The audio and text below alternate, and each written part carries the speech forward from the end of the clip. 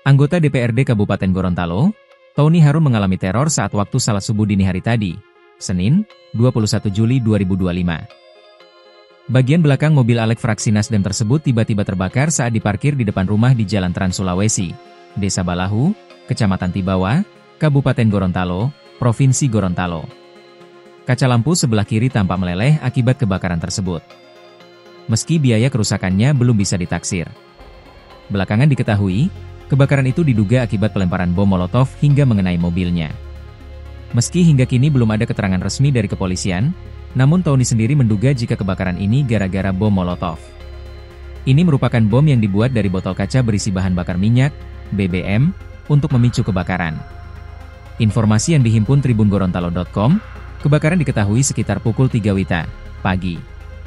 Saat itu mobil Silver Avanza miliknya kata dia sudah dalam kondisi terbakar di bagian belakang. Saat kejadian, ada pecahan kaca di sekitar mobil. Serpihan inilah yang menguatkan dugaan jika mobilnya dilempari bom Molotov. Karena mengalami kejadian itu, ia pun langsung menghubungi otoritas kepolisian setempat. Polres Gorontalo segera dihubungi untuk melaporkan kejadian naas yang ia alami. Tony sendiri adalah pengusaha yang terjun menjadi politisi hingga duduk sebagai anggota DPRD. Sejak pagi tadi, tim Indonesia Automatic Fingerprint Identification System, INAFIS, dengan peralatannya, melakukan olah TKP. Para kepolisian ini melakukan identifikasi dan pencarian identitas yang bisa mengarah pada pelaku.